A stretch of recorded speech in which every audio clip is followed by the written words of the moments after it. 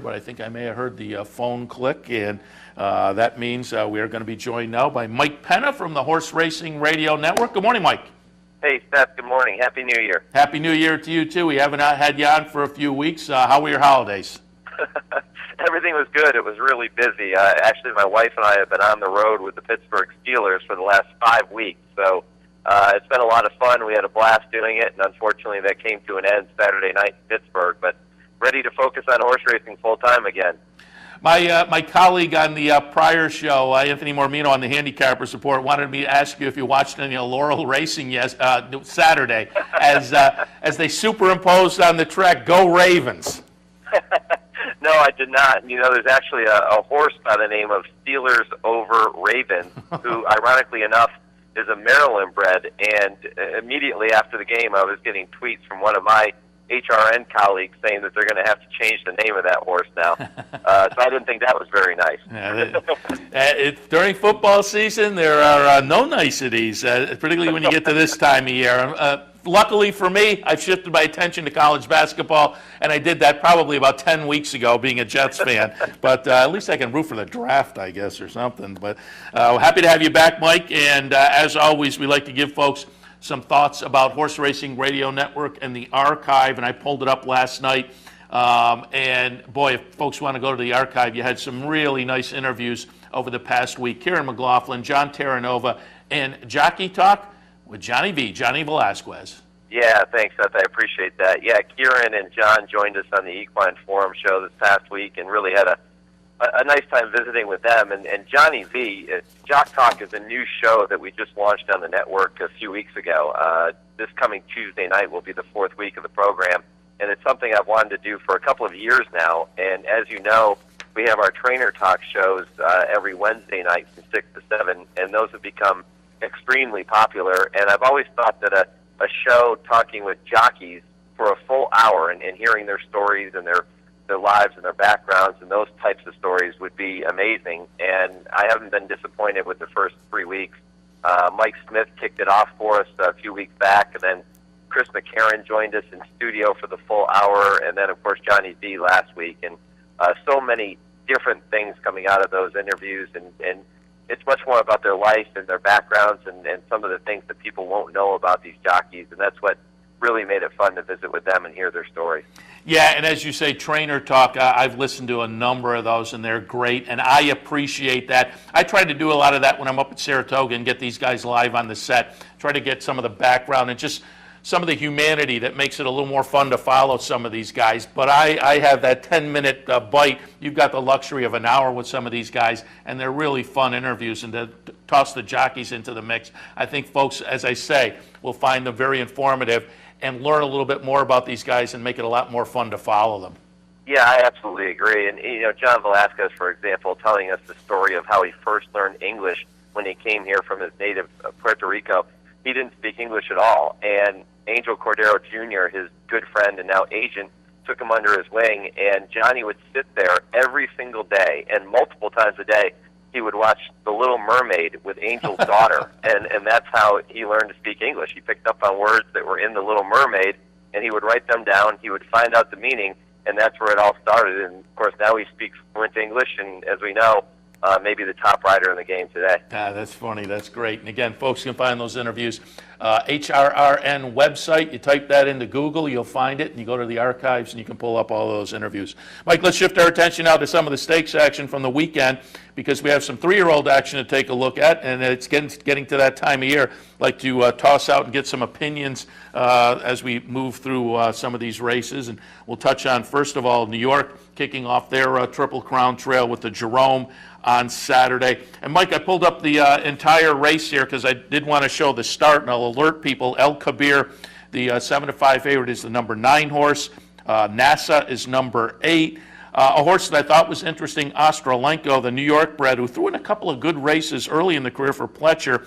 That one's going to be the number 4 horse and disappoint a little bit at 5-2. But El Kebir, I'll tell people to watch. Scheduled to be ridden by Calvin Burrell, but Burrell had to attend his sister-in-law's funeral, so he didn't show up. But substitute rider Chucky Lopez was on board. Burrell, you know, is going to aim for the rail. I'm sure Lopez would have liked to as well, but El Kebir gets out and bobbles a little bit and so goes wide around the first turn. And because of that, I think this race flatters El Kebir a little more. And we'll watch him coming out of the gate. We'll see El Kebir have that trouble. Again, El Kebir will be the 9 horse. 8 will be NASA. I'm told we only have the stretch for this one, so we'll miss the. We will miss the. And I did write down the wrong thing here. That was my fault. Or no, did I write down the wrong thing? I hit the wrong. But regardless, we have the stretch run here, so we'll see number 9, El Kebir. Moving away from NASA. NASA is a horse I thought was really interesting. Coming out of that Pennsylvania nursery. Now, he's going to be well beaten, but I think this was a pretty good effort from NASA. But El Kebir, as I say, given that trouble early, I think this is a race that really flatters him. He'll be interesting to watch going forward. Mike, what are your thoughts on the Jerome? Yeah, there were a couple of words that I wrote down as I watched the race, and number 1 was professional, and number 2 was maturity. And a horse like this who, let's face it, when you go back and look at his past performances, his best efforts have been when he's been on the front end. And that was one question I brought up to John Terranova on Saturday morning, was about his running style and if he thought he had matured enough in his time since the Kentucky Jockey Club win to be able to sit off of horses. Because, you know, when you go mile and a quarter on the first Saturday in May, if he makes it that far, he's going to need to be able to sit off of horses and not get out there and get caught in a speed duel. And John said that there was nothing in his training that showed that he wouldn't, and there was nothing in his training that showed that he wouldn't continue to get better as the distances got longer. And he was proven right on Saturday with El Kebir. Obviously, sitting off of horses after that stumble, he had a wide journey, as you mentioned, under C.C. Lopez, and really just took command and ran away from him. And when you watch that stretch run that you just alluded to, the only thing C.C. did with this horse in the stretch was to give him one right-handed tap as they were coming to the 16th pole. Other than that, it was all El Kebir, and a very easy win in this spot. And if you're John Terranova, you have to be feeling very good about where this horse is now and everything he showed you in this race. And I think from reading his post-race quotes, he's feeling like he's in a great position.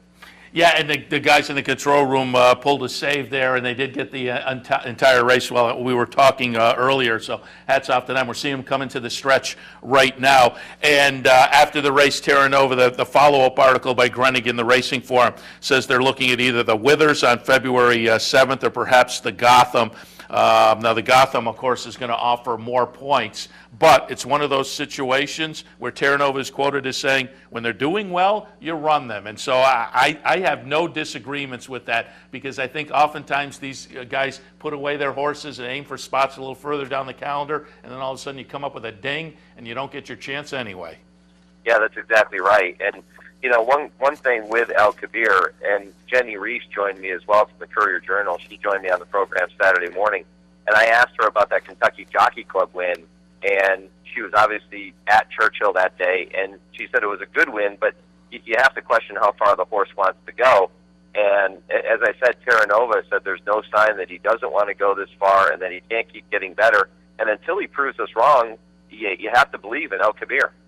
Yeah, and again, having that race over the Churchill downstrip, a nice bonus as well. All right, let's shift our attention down to Gulfstream on Saturday. More 3-year-olds to take a look at. This time they're going to be sprinting 6 furlongs in the spectacular bid, and we're going to watch the stretch run definitely of this race and watch the number 9 Barbados get it done.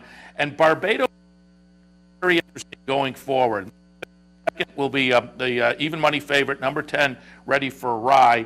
And Ready for Rye came into this off a big maiden breaker up at Belmont for Tommy Albatrani. That was the reason for the favoritism. On the other hand, Barbados, 6-1. Barbados, again, the 9 horses. We watched the stretch run here. He'll kind of run away from this at the end. But what I find intriguing, this horse started the career, a couple of starts on the grass at Kentucky Downs, moved over to Keeneland and tried the dirt last time, a daylight win there. So now 2 for 2 on the dirt for Barbados. Yeah, that was the very first thing I wrote down, Seth, when I took a look at his past performances. And he's really blossomed since moving to the traditional dirt surfaces. And again, when you look at what he's done sprinting, yeah, it's been very impressive. Will he carry his speed, or will he be able to duplicate those efforts when he stretches out and goes 2 turns? I'm sure we're going to get a chance to find out. But this was, again, much like El Kebir, a very professional effort. He's had a perfect trip sitting in behind the two speed horses, and he ranged up and just powered away from this field. And you mentioned the favorite, Ready for Rye, a horse that came in off of a huge win in the slop at Belmont Park. And that race, Mafouk was second, and it looked like that was going to be a key race, and maybe it still will prove to be. But Ready for Rye, just no match for Barbados, and we'll see if he can continue to get better as the distances get longer. Yeah, and the question mark about Barbados with Speightstown on top may be distance for him as well, but with a street crime mayor underneath, it's going to be interesting to see what they try with him next time out. 3-year-olds on the turf, and that to me, year in and year out, is a fun subdivision, and we'll see how this shapes out as the year plays along. But in the Dania Beach on Saturday at Gulfstream, Grade 3 event for $100,000. They were going 7.5 on the turf. That, of course, is a 2-turn race down at Gulfstream. We're going to watch the number 9 Night Prowler get it done for Chad Brown. This is a horse making the 4th career start, broke the maiden in the 2nd career start, then moved into Stakes Company last time over at Calder/Gulfstream Park West. Pretty good closing third to just miss in that race. Got it done on Saturday as the 5-2 second choice. The favorite's the number 6 Smokin' Kitten at 9-5. We had Mike Welch on yesterday and noted that Smokin' Kitten had a little bit of a trouble in the 2nd career start on Saturday, so maybe give that one a pass. But a nice effort from a Night Prowler.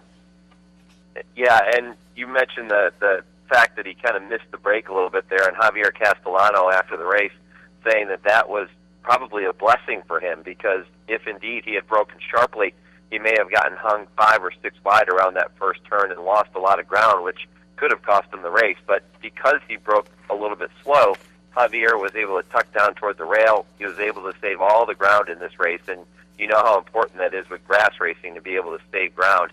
And, boy, when he asked this horse to run through the stretch, he really accelerated. And going back to his previous race when he was 3rd, Chad Brown commented after the race and said that really in that race he didn't have much business being 3rd because he had so much trouble. But, boy, did he run well on Saturday here on the Dania Beach. And he's bred to be a good one when you look at his pedigree. He's by Giants Causeway out of a More Than Ready mare and a multiple stakes winning More Than Ready mare. So you have to feel pretty good about where Night Prowler is at this point. Yeah, and as I say, this is a fun subdivision, and so this horse now, early on, a little bit of a player in the division for Chad Brown. We'll see how it shakes out moving forward. And moving forward for us on the card on Saturday at Gulfstream, the Mucho Macho Man. This time the 3-year-olds going a mile. Of course, it's only a 1-turn mile down at Gulfstream, but they are stretching out a little bit. And $100,000 on the line. We're going to watch the number 3 Bluegrass Singer get it done as the 2-1 second choice. Mafouk, the horse we mentioned earlier, was the 6-5 favorite. The number 9 Mafouk will run 3rd in here. Amy's Flatter at 13-1 completes the exacta. But Bluegrass Singer, this horse is kind of interesting because there's some experience there with 6 starts under the belt. Again, Mike Welch was kind of curious as to how long this horse could keep stringing good performances together. Came out of a nice win last time in an optional claimer right here at Gulfstream. Followed it up with this win on Saturday. But so far, so good for Bluegrass Singer. 7 starts, 3 wins. Yeah, and ran every step of the way. When you look at the fractions, they were pretty solid. He got the half in 44.98. The 6 furlongs in 109 and change. So he set the pace. He was running every step, and really just when Mafouk came to him at the top of the stretch, and of course Mafouk, as you just alluded to, is the favorite in the race, looked like he was ranging up under a hand ride and was going to go right by Bluegrass Singer. But then Bluegrass Singer said no, and he powered away and just really, really impressive the way he finished. And Javier said after the race that was maybe what impressed him the most, is that he was able to cut out those fast fractions and still be able to finish the way he did. And how about trainer Marcus Vitale? How much does he love Gulfstream Park? People will remember him from last year when he pulled off the 39-1 upset in the Gulfstream Park Turf Handicap with Lochte. So he's happy to be back in South Florida, as is Bluegrass Singer. Yeah, and it was a really nice weekend, as stated, with some 3-year-olds. We are on the Triple Crown Trail I'm sure that will be a lot of topic of conversation over the next few months on the Horse Racing Radio Network. So we'll tell people to, again, go over to the website, visit, pull up the archives, listen live. But as always, Mike, we appreciate the visit today, and we'll talk to you again next week.